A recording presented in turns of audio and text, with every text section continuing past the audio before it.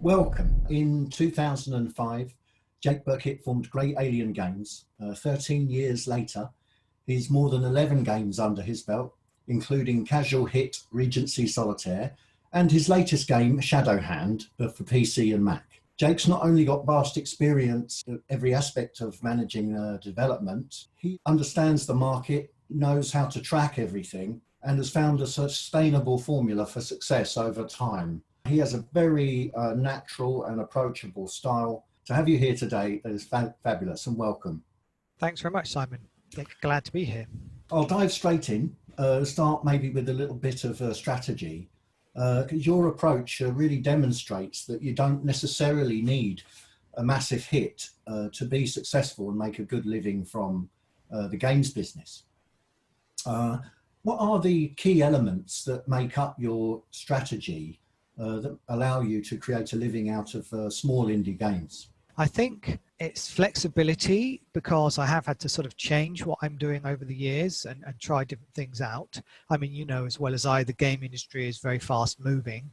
That's one thing. And also, I've had to a certain extent, control my risks because I've got a family and so on. I haven't really, and I haven't had a large amount of money backing me up. So I've had to sort of take careful, make careful decisions as I've gone forward. So I haven't really sort of been able to sort of plow years into some kind of passion project with the hope that it will come out and be a huge hit. And unfortunately, what happens to many people who do that is it's not a success and then they're out of the business, right? So I've just sort of trod carefully, learned as I went along, made good contacts, been flexible in my approach, and sort of improved my approach to running a business and making games. There's many small sort of decisions along the way. So it's not really a sort of magic formula.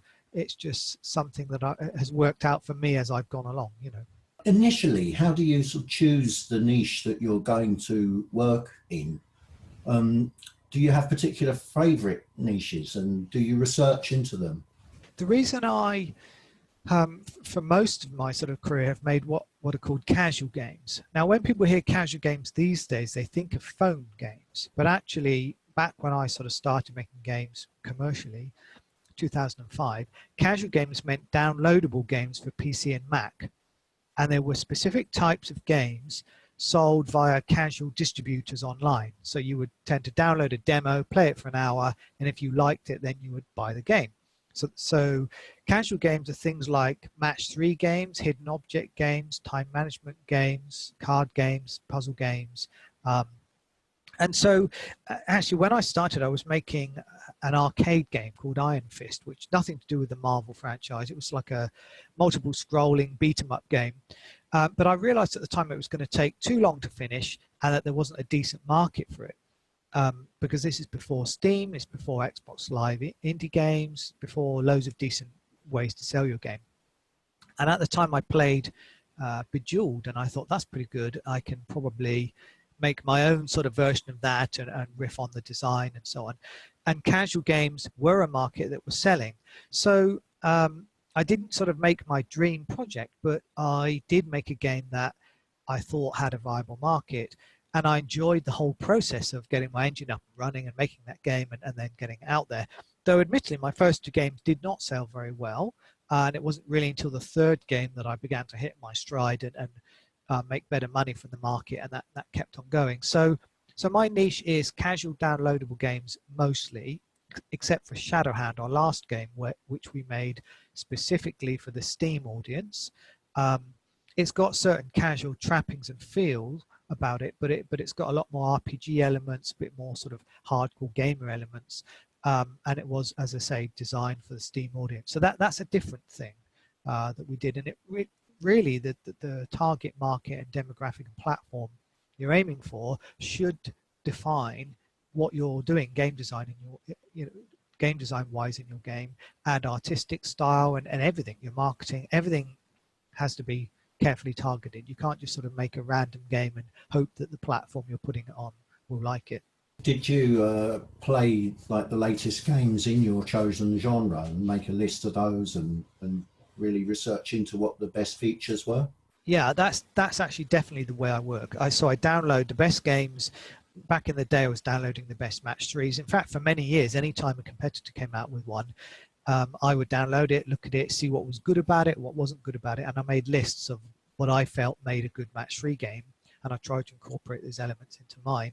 I later did the same with solitaire games. Before I made Fairway Solitaire for Big Fish Games, and then even later on, I did the same before Regency Solitaire. I also look at the chart positions of those games on the casual portals and just seeing how well they're doing and why. It's seeing almost like if I can predict beforehand if a game's good enough to go up the charts or not when it first comes out.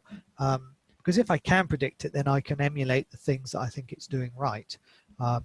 So yeah, I was very much into sort of loose market analysis and playing the games to get the best ideas from them, really. Not necessarily to copy them, but just to make sure that mine had either sort of those important elements or I could develop those elements further. So you would find those elements and then look for something unique or something entertaining to add to that? Yeah, especially as a lot of sort of the casual market is about retheming. So you've got the sort of mechanic, but then you retheme it. People call it reskinning. Now, the problem with reskinning, it sounds a bit too simplistic, like, oh, I just changed graphics. But when you retheme something, so like I made a spring game and then later on I rethemed it as a Halloween game. I basically went off and did all this kind of research about Halloween topics, horror topics, you know, movies, books, general sort of tropes, and filtered that down to what I thought was the best list of things that fully represented Halloween. And then I put those things into the game as like power-ups and special objects in the game and shapes and part of the meta game. So the theme, you know, informed the design as a result. It wasn't just some kind of basic reskin. And that's what I like to do with each of my games. Let the theme become a design pillar, which affects all the decisions that I make from that point. But I'm still using a sort of core mechanic, which we know works and people like. Yeah, thank you. Yeah, I mean, that's, I suppose that core mechanic is the bread and butter. You have to tap into that audience. You said that it was your third game when you really hit your stride. What did you learn from the first two? What were the tweaks that you made that allowed for the success of the third one? Well, the first two games, well, certainly the first one, it didn't look very good. Okay, so it had cheap looking art. I mean, there was stock art in there, stock photographs and things, stock music. So the whole thing, I guess it lacked coherency. I actually think it plays well, and people still think it plays well because I think I nailed the kind of gameplay. But in terms of people, especially, okay, when you've got a demo model where you play a demo and then you're going to pay after that, people want to pay for something that they feel is worth the money, right? So they're getting value from it. And if it looks great and sounds great and plays well, they're going to convert. But if it doesn't look great, it doesn't feel valuable, it feels cheap, they're not going to want to spend the money on it. So for the third game, I actually worked with a producer in the States, and he hired a couple of artists and a musician and paid them some decent money to make all the graphics and music. And so the thing just felt way more professional, higher level of quality. So even though the mechanics were kind of the same, we added some new ones. It was just the overall quality. Also, I switched engines and I was able to start doing basic stuff like scaling and rotation and transparency. So I was able to put really nice particle effects in the game, which I didn't have before. And that extra level of bling adds something to this kind of casual experience. So, you know, so it was that really. It was just a step up in the quality, but that was achieved by spending money on professionals. Was that a passion project for you? Is that now out of your system and you'll sort of return to the smaller, more casual games again? What are you up to at the moment? Shadow Hand was a prequel to Regency Solitaire. So in 2013, my wife came up with an idea to do a Jane Austen themed card game for the casual market, and we did that. It did very well there. We put it on Steam as a sort of afterthought, and it's done okay there. But the idea with Shadow Hand was to basically make a prequel for that, but add in all these extra RPG elements and kind of cool stuff. It was supposed to be a proper not so much a passion project. It was supposed to be a commercial project, but it was something we were passionate in doing as well. So it's like a both combination, right? That the problem, I guess, with that game is that, and I know this for sure, it took too long to make. Okay, and that's because I overscoped it. It had much content and so much detail that all of that took a long time to refine and get right and polish.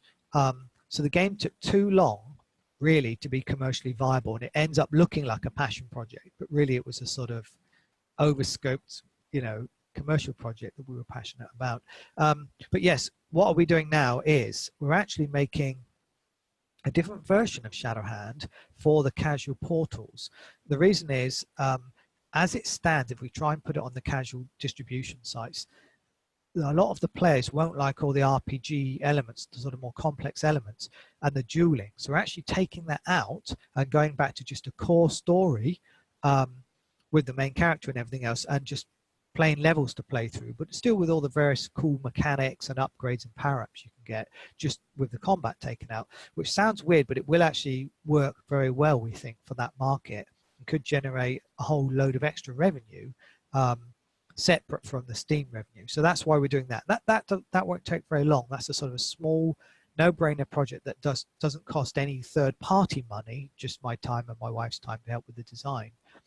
And then we've got this is sort of news, we've got a sequel lined up for Regency Solitaire. So Regency Solitaire 2. Oh, fantastic. There's enough fans out there, the original, that we want to do that. And it can be done a lot quicker because I don't need to code the whole engine again. We just need to put the new story in, the new metagame, obviously new art and stuff like that. But it's a lot quicker than coding all that from scratch, because I'm a big fan of reusing your engine where possible to make more games. So those are two things in the very near future, and I've got sort of other longer term plans. But yes, shorter games to get me back basically on track with making an income so that I can survive, because Shadowhand, great as we think it is done okay, but it just took too long, and I need to make shorter games and more money sooner. Absolutely. I think out of the 65 games I've made, like only 10 of them have actually been, what I would call a hit, and only another sort of 20 or 30 will have washed their face, Right. Otherwise they've cost me money or just, about scrape by. Right. You talk often about the long tail of your games, and you've seen them perform over the years. What is the money-making life cycle of your games, and how do you refresh them? Do you still tie them into time-based events, or use your relationships to refresh the offering? I think things are changing anyway. So what I did in the past might not be as repeatable now. But what happened was, when the games came out on the casual portals, these distributors like Big Fish, Gamehouse, iWin, and so on, I had, and I still have, a rep at all of them. So what I could do is, a year later after it came out, I could contact the rep and say, hey, how about re-promoting my game again? Perhaps Regency Solitaire, it would be re-promoted around Valentine's Day, or spring bonus in the spring, or obviously spooky bonus at Halloween, Christmas games at Christmas. So that was the advantage of having some seasonal games. I was able to go back to them and say, hey, are you doing a seasonal sale? Please put my game in it. And because I had a human contact then, I'd met some of these people at things like Casual Connect or GDC in the States. And they would, often oblige, and that would give the game an extra spike that year round, push it back into the sort of visible charts again, and so on. The other thing I did was, I hadn't initially localized a bunch of my games, and I went back and localized them later to multiple languages, and that gave me an opportunity to get the portals to sort of put them on their non-English sites and make a bunch more money. I even did a thing with Holiday Bonus. I made a Holiday Bonus Gold version, which is the same game with more levels, a few tech enhancements so it ran better on newer systems, and got some portals to take that as a new game or like a promoted update. So it was always often about maintaining a relationship with these sites and getting to re-promote my games. And some of my games have had a 10-year tail as a result. But if I brought out one of those games now, I'm not sure the casual sites would be around for 10 more years. It's changing a lot. So that's what I mean when I say it's not necessarily repeatable. But I do know that I know a lot of people who've got representatives, developer relations representatives at Steam, at Valve, for their games on Steam. And they have been able to get very sweet sort of deals and promotions and stuff in the past. But many devs these days don't have a representative, and it's very hard to get one. And even so, Valve have said that they're moving away from that model to more of a sort of general model when people don't get preferential treatment, but algorithms take over and decide which things to promote and so on. So it was definitely about maintaining relationships with those sites, doing some kinds of updates as well, along the way. But to be honest, for most of those old games, I have now said, okay, that's it. I'm just focusing on the new ones now because they've had a good run, maybe some good money, and they still make money every day now, but it's a small amount now. These changes that you're talking about and the algorithmic changes on Steam, for example, are you doing anything to combat that or to understand that? I know you'd like to sort of research and track into what's going on. Are you doing anything yourself algorithmically to optimize for these changes? Well, one of the things is to find out why Valve sort of promote some games and not other ones, or what's going on behind their algorithms. And so what I do is I keep in touch with other developers who are interested in that very same thing, or who've had contact with Valve employees who tell them what they're doing. So at GDC recently, I went to a meeting with a bunch of devs, and somebody from Valve turned up, and we got to ask them a load of questions, and they told us how certain things are working and so on. So first off, it's keeping your ear to the ground and reading the right articles, talking to the right people to see what's happening within Valve, and then optimizing your own strategy around that. And definitely some of the things I found out recently are that, well, we sort of always know this anyway, that marketing is very powerful, but on Steam, you can put your game up with a coming soon page, and you should just do that as early as possible with a nice video and some text about the game, and keep promoting that page in order to get wish lists. And also people on Steam can follow your game, because later on those wish lists and follows will convert on day one into sales. And obviously the more you've got, the more sales you're going to get on day one. And if you get a large enough amount of sales on day one, you'll go into the sort of featured new and trending list, which is good because then you're on the front page. And if you get it even more, you can maybe get a panel at the top, which is right on the front of Steam. So pretty useful. And then that can lead to future promotions further down the line. But there's no guarantees of any of this stuff. You just have to have got a decent game that's got enough wish lists up front. And actually that's a lot. I mean, a Valve employee recently told me you should aim for 50,000, which is a huge amount of wish lists. It was more than we had for Shadowhand, for sure. So yeah, that's it really. Keep my ear to the ground, figure things out. Ultimately, I've still got to try and make good games and still got to try and promote those games so that we have a solid launch. There are other strategies actually, like, it's a bit of a weird one, but I could sell the games direct on my own website first, but then my true fans would buy them there and not on Steam, thus deflating the launch, and they wouldn't leave reviews on Steam. And at the beginning, you want your true fans to leave positive reviews and help bolster the launch. That's if you're putting all your money into a Steam launch, but other people would maybe prefer to sell direct or via itch.io or other methods to try and break the monopoly the Valve has with Steam. But I don't think I'm big enough to sort of make a difference there at the moment. It would take all developers or a few huge developers to sort of make that change, really. So I have to go with the flow, which is make my Steam launch as big as possible. Do you spend money on Steam yourself, marketing on games? Well, you had a publisher for Shadowhand, and they did definitely spend money. That's Positech Games. Cliff Harris is one of the few indies who advocates spending money on adverts. So, we did a site takeover on a particular site. He also spends money on Facebook ads, Reddit ads, I think, and a few other places, but he's got Facebook ads down pretty well. All of those were sort of to drive people to the site beforehand to get wish lists, and then on launch to keep traffic coming in. And yeah, so that's all he's spent money on so far. He hasn't spent money on paying streamers, which is a thing that some streamers do, um, or anything dodgy like, you know, buying fake reviews or something like that. You know, Oh, goodness. you know, all that sort of stuff. So we haven't done anything like that. But so I haven't personally spent the money, but the publisher has, in a sense. Oh, and we went to shows. You know, we did several shows in the UK, EGX and Resd and PC Gamer Weekender, in order to meet press and also get feedback from players about the game to improve the game. I mean, you've been writing about launching games on Steam recently on Gamer Sutra. What are the key findings from the research that you've done?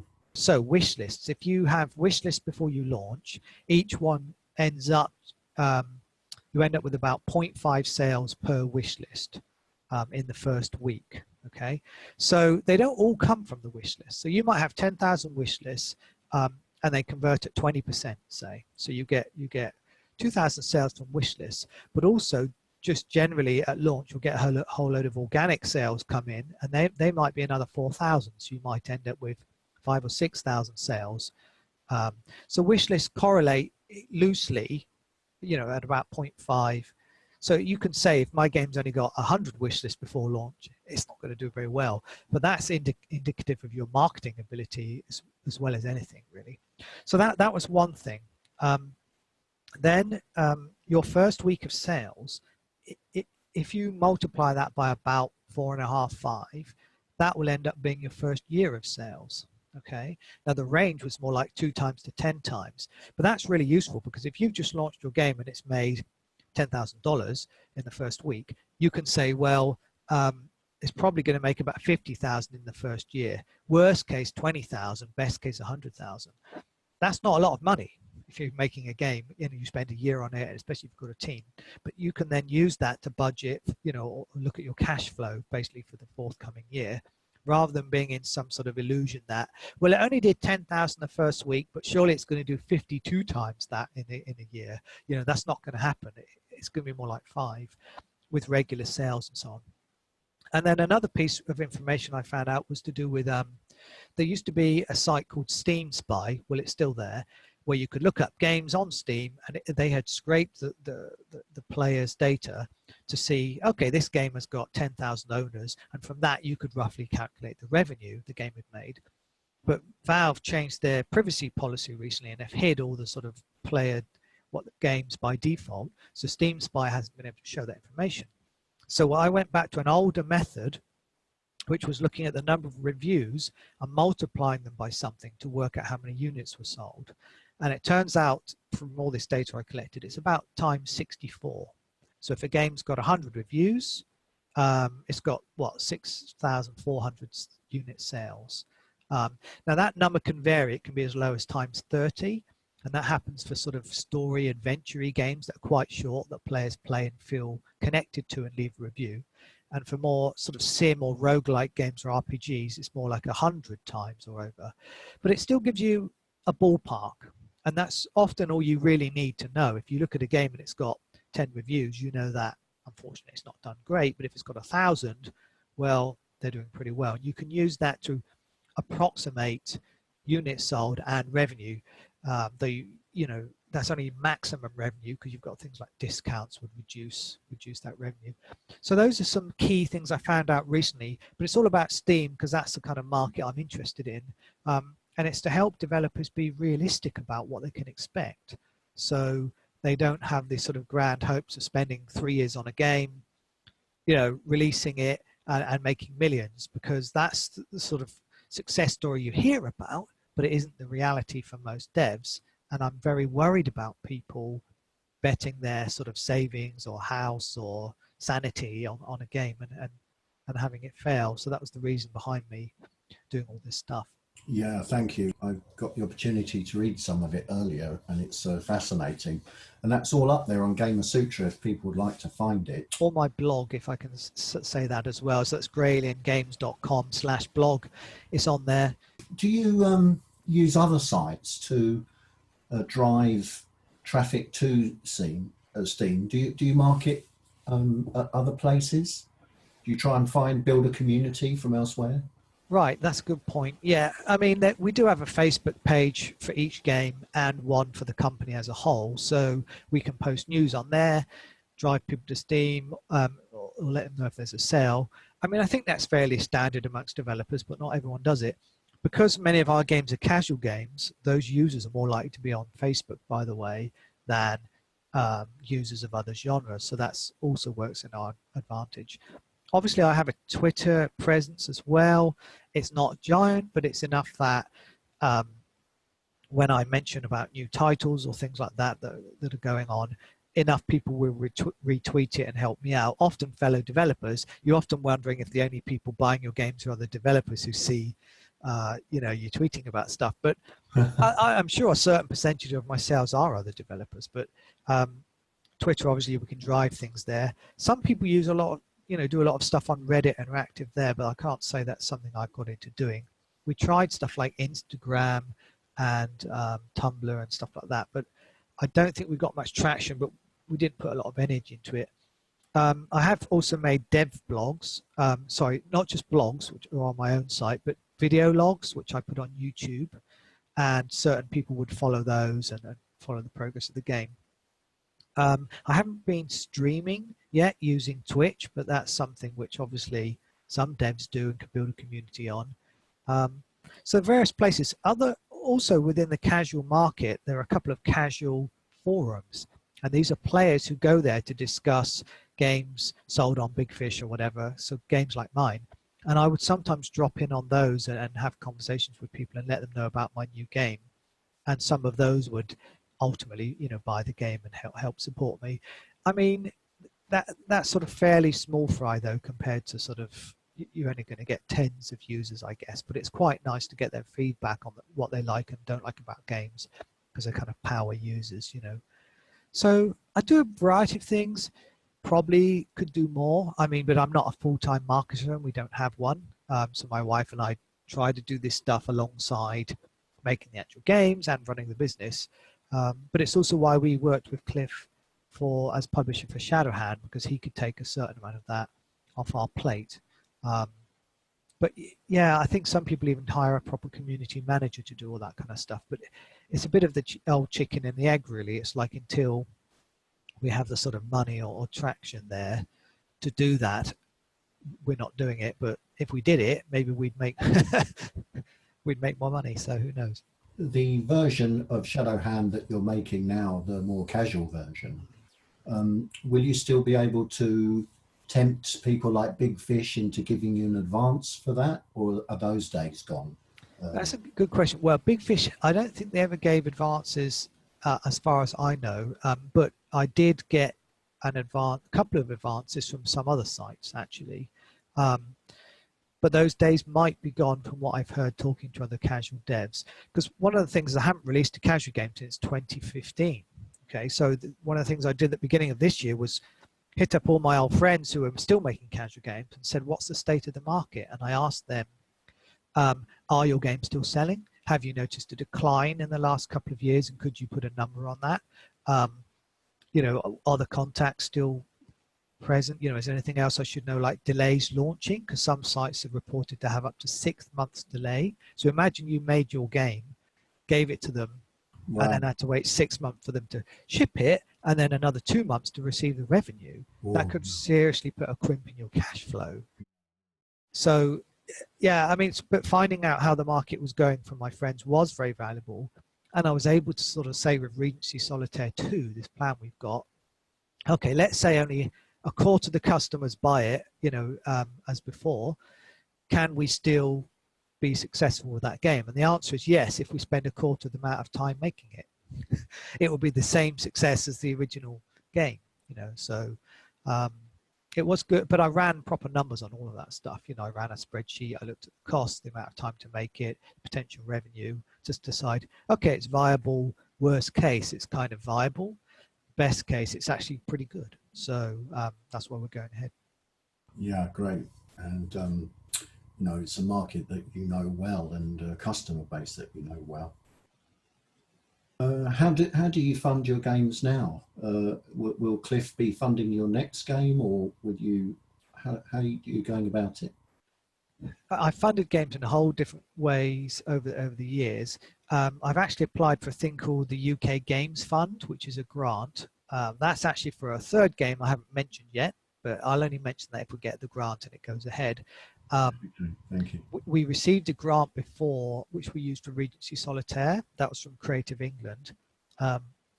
Yeah, Positech Games did fund the art, sound for Shadowhand and some marketing and some of the development costs, but some of it came from us, just from residual revenue from our existing games, and we even borrowed a bit of money to get that game finished. So yeah, as for the new games, well, Shadowhand Solitaire, the sort of casual version, isn't going to cost any money to make, just time, and we've got enough residual money we can sort of coast through that. Regency Solitaire does need a small amount of cash for the art, and I'm happy to say somebody's offered to lend us that for sort of like no interest or a small amount of interest. Now, I could potentially get that on investment terms from somebody, but when it's a small amount of money and someone wants back a percent of the game, it's almost not worth it, because it's the sort of amount of money I could borrow on a credit card or something. When I say that, by the way, people are like, oh my God, but you can borrow money on credit cards for like a 2-3% fee and have it for like 2 years with 0% interest. Yeah. And if you think you can do that safely because you've got you're going to make the money back, then good, but it's obviously a bit risky. But we're in the position where we have a house with a lot of equity in it, so there are always ways, we know, worst case, to sort of pay that off. I mean, it's like, one thing you can't bother doing is going to a bank. I tried to get a overdraft from TSB. I went through all these questions and everything. It was absolutely useless. And I keep hearing adverts on Classic FM saying, go to Lloyd's or TSB and we'll give you a no questions asked business loan. They wouldn't loan me anything. Because if you're making games, everything is ethereal. Like if you're a plumber and you're buying a load of tools in a van, they know they can come and claim it off you if you don't pay their overdraft. But with games, it's like vaporware to them. So, yeah. But I find different means to get the money. And the other thing is there's, the reason I go to things like GDC and events in the UK is to meet other devs, publishers, investors, so that when the time comes, I can then call upon all of those people and say, hey, I need some money for this project. Who do you recommend talking to? And hopefully something will come from that. I mean, I've been okay so far. There's no guarantees for the future, but we will see. You've been honing your craft for a number of years, you know, and I expect, I know you sort of were tongue-in-cheek a little bit with the 11 years in the business without a hit, you know, because you have had successful games. But I expect that your massive hit is on its way, you know, sooner or later you're going to hit that gold. Do you feel that way? Well, I'd love that to be true. I was hoping it, part of me hoped it might be the case with Shadowhand. We really thought it would have done better than it did. But mostly I had realistic expectations it would probably do okay, and I was prepared for it to do terrible. That's the thing. You have to be realistic about shipping, like what's your plan if it fails and so on. I mean, yeah, with my tongue-in-cheek talk, I mean, the thing is, Fairway Solitaire, when I made that in 2007 for Big Fish, that was a hit, but it was their hit. So, I mean, I did okay from it, but they made most of the money. Spooky Bonus was a hit casual game, but the scope of hits within that market, it means we're talking about the dev getting sort of low 6 figures, whereas a hit on Steam may be 7 figures, right? So again, the market dictates what a hit is. So it was a hit for the market, but it didn't pay off my mortgage and I didn't buy yachts or thing. So, you know, but mostly the games have been okay and kept me going. And I do hope that maybe a hit or some slightly more successful game is just around the corner. But meanwhile, I've got to do stuff like keep also bread and butter games going, which keep the money coming in. That doesn't mean they're crappy or boring. They're just sort of smaller titles reusing my engine, doing what I know well, until the point when I can either pitch for funding or fund my own slightly bigger game, which might be hit potential. Yeah, great. And that's the sort of trusted reputation that you've built up. Another thing I'd like to touch on, if you will, is your contribution to the community with Full Indie. Can you tell us a little bit about that? It's fascinating to me. This started actually back in 2006 or 7, I think, where I was on a forum called the Indie Gamer Forum, it's, indiegamer.com, and there was a bunch of devs there in the UK, and we said, let's have a meetup. And we all met. We all drove to Birmingham, okay, and we met up and had dinner and chatted. And this was the first time I'd ever met another game developer, right? I'm not kidding, because I live in Dorset in the southwest. It's in the middle of nowhere. And this was the first time I'd met other devs who were indies, and we shared stories, war stories, and it was amazing to just be able to talk to someone who knew exactly what you were doing. Because none of my friends around here where I live really know what my work is like. But what was amazing at the time was there was only about 8 or 10 of us. That was it. The whole of the UK turned up for this indie meetup, and that was all there was. And then we did one the year after, and there was about 10. And now, of course, you've got indie meetups every month, every week, every town has got them. They're all over the place. But anyway, so that was back then. Then I moved to Canada, and I worked for Big Fish Games for a couple of years. And in 2010, I was blogging about maybe starting a meetup group in Vancouver for indies. And somebody who became a good friend of mine commented, hey, I'll help you with that. And I thought, okay, that's the sort of motivation I need, a sort of running partner.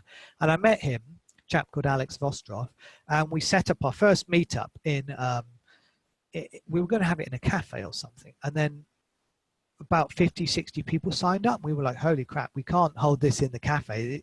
We held it in a pub, and it was so full up, people were spilling out onto the streets. And we thought, well, we're onto something here. And then we sort of, went through various different venues as the group grew until it was like over 100 people every month turning up to this indie meetup in Vancouver. Fantastic. And we had every time we had 3 speakers do short speeches. Then we had sort of networking and hanging out and people testing each other's games. We sometimes did showcases, and we sometimes did game jams. And now it's turned into an annual conference in Vancouver every year, sort of a full whole day conference with international speakers. So, and I think the group's got 4,000 members. So it was just at the right time for all the indies in Vancouver. And there's a lot of game design schools there, so there's a lot of students interested to just come together. And since I got back to the UK, I've started up Full Indie UK, which is a group for just UK devs. Now, Full Indie Vancouver was sort of open to anyone, but this one is only sort of for people who have shipped games. The idea being that we'll actually discuss properly what it's like to ship games and questions we may have and stuff like that. So it's a bit more business focused than just general indie.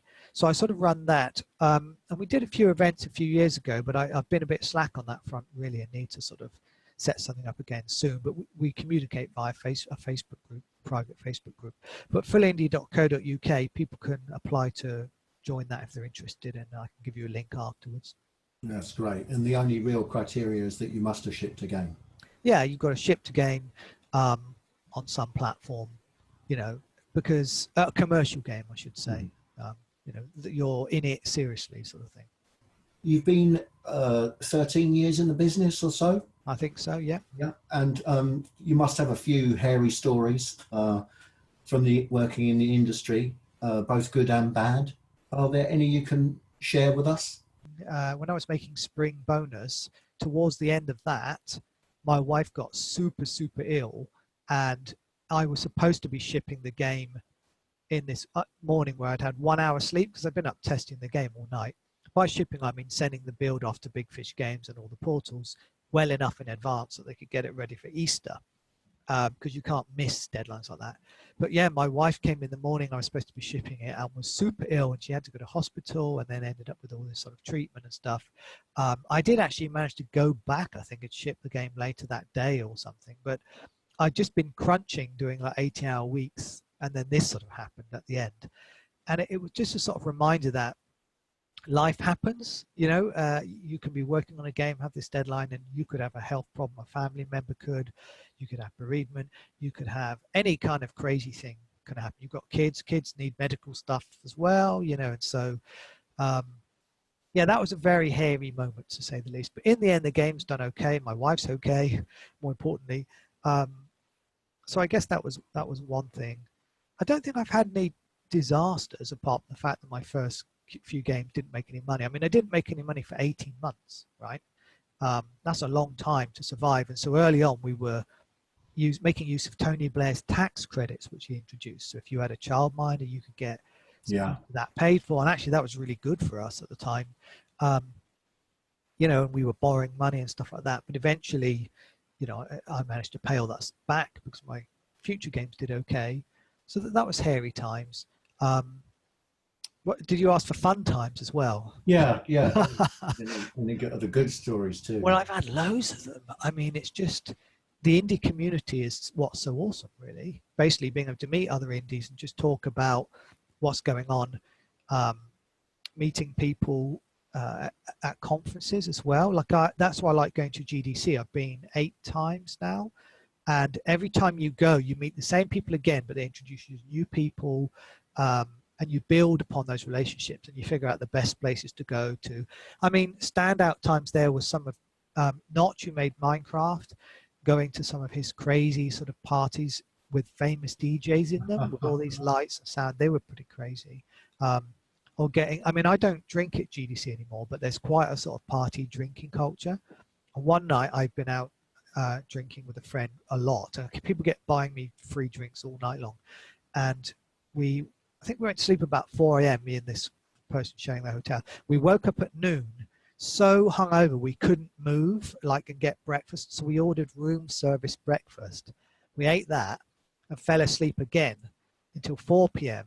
And then I got up and went around the San Francisco Museum of Modern Art and just stared at the art, totally hungover, and missed the whole day of sort of GDC as a result of it. So I'm not encouraging people to do this, but these are sort of crazy things, I guess. I mean, just having friends help me out. That's part of the thing, you know, people have helped me out financially or helped me out with advice or put me in contact with the right people. All of that stuff's really good. Doing, we also did cosplay for Shadow Hand when we went to the show. So I dressed up as a highwayman. And I saw some of the pictures. Yeah, and that was really good fun and it got a really good reception and people responded to that. So, you know, that was super good fun, really. And even just doing my talk at GDC in 2016 was a real highlight for me. And it's had a huge amount of views and people keep coming up to me now saying they've seen that speech and it meant a lot to them and they enjoyed it and so on. And I sort of say, well, it's 2 years later now, so I must be onto something, right? Because 2 years is plenty of time to go out of business. If you had 3 rules or 3 lessons learned or 3 guidelines to developers trying to get ahead and grow their studios in the current climate, what would you say to them? Well, I think the first one is be realistic and as a result, cautious, you know, risk averse to a certain extent, right? You can afford to take risks if you've got someone else's money. But if it's your own money, you've got to be very careful how you spend it and you shouldn't spend. So as a result, you shouldn't spend too long making your game. I made a blog post about that recently. Do not spend years and years making a game. And yeah, don't spend crazy money. So that also means maybe don't have a giant team. I mean, people say to me, what's your plans for scaling up, Jake? You know, and I'm like, what's your 5-year plan for scaling and growing a studio? I don't really want to grow a studio. I'm quite happy working with my wife and hiring in contractors for the roles. So that I don't have a giant burn rate of a studio, which I know I've got friends that are doing that successfully, but you know, I've seen that fail more often than not. Like people making mobile teams, you know, with 6-10 people for spending a year on a mobile game. And it's like, whoa, just the market isn't going to support that. So yeah, number one is really be realistic. So that means research things, figure everything out you can about the market, so you know what you're getting into and what your expectations are revenue-wise.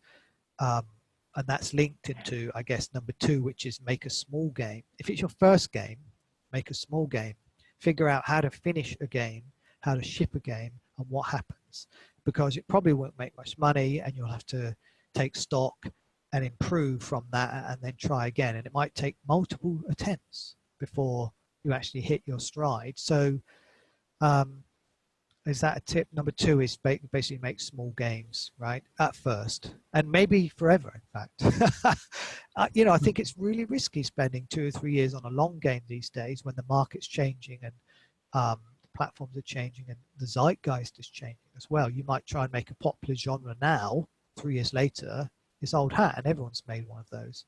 Yeah, there's a lot of conversation at the moment about live ops, you know, and games as a service, where you have a living game where you keep the attention and you grab new players by keeping the thing moving, you know, like in real time. Are you looking at that yourself? Well, I do know that that's worked very well for Cliff Harris again with his production line game, which is in early access. And I do know some people that have had that sort of level of success. So it is interesting, but to do that, you've got to make a game of a specific type. So I've previously made sort of linear story-based games that you play from A to B, and you can't really put that on early access because there's not enough of it to play, if you see what I mean. But it works really well for simulation games or roguelike games that you play over and over. So if I was to approach to early access and do an early access game, I would have to choose my genre very carefully and build it a small minimum viable product, and then expand upon that over time. It's definitely something I am actually considering for future games, but they'd be quite different from my current games. And obviously there wouldn't be casual games either, because the casual game market is based on demo and full game, and those games are supposed to only be 3, 4, 5 hours long, so they complete them like reading a book and then buy another game, you see. Yeah. So I think those were, I don't know if I gave you 3 tips, but anyway, they were the most important ones, I think, really, which is be realistic and make games small, and just try to learn how to run a business. I mean, that may seem obvious to some people, but a lot of indies are good at making games and they haven't really thought about the business side. So, I've set up a company, I have an accountant, I've had an accountant since 2002, and I keep track of my own sort of income and outgoings and all that sort of stuff. And I run a proper business, and I make use of tax breaks. I claim VAT back on things. So I do all this kind of sort of boring businessy stuff. But guess what? It keeps me in business because I'm very focused on that. And I'm making use of the video game tax reliefs, which if you're UK based, you absolutely should look that up. Because if you pay yourself money or pay contractors money, you can get back 20% of what you've paid as tax relief, which is vast. I mean, that's really significant on your bottom line. So yeah, that's one of the best things that the UK government have done to support the games business. Yeah, really. It's brilliant. Very fortunate for us because it came about at the same time we were making Regency Solitaire, which is a culturally English game, and it was funny that it came about then. So we fitted straight in. If you had your time again, what would you do differently? Oh man, I ponder this a lot actually. Maybe a lot of people do. This is tricky, but basically, okay, so I started making casual games because at the time I didn't believe my arcade game that I was making, my platform game, had enough of a market. And I think that was the right choice for the time. But what happened is I got, I guess, stuck in a rut making casual games when they were doing pretty well, when some of my friends had started to make games suitable for Steam. And some of those people did very, very well indeed.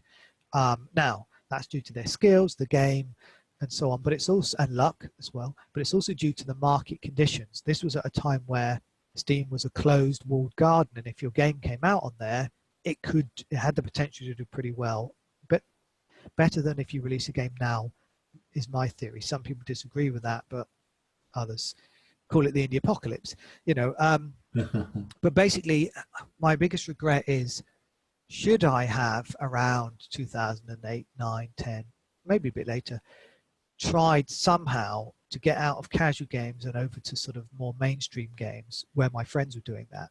The problem is I didn't have the finances to do that at the time. I've never had much of a runway due to having a family, and I haven't built up a huge amount of cash. So it was really hard for me to be able to do that. But maybe if I'd put my mind to it, I could have found that money or capability somehow and given it a shot. And then maybe I'd be in a different position now. So I guess that's my reflective thing. But ultimately, I'm still happy with what I've done, my life, that I've seen my kids over all these years. I've spent a lot of nice time with my wife. I've made good games. I've met loads of friends. I've enjoyed what I've done. I enjoy the challenges of making games and running a business. So I don't have any deep regrets. just, I wonder what would have happened if I did this. Well, thank you so much. I mean, I really appreciate everything you've done and the time you've taken to be with us today. Thank you. No worries, Simon. Thanks for inviting me on.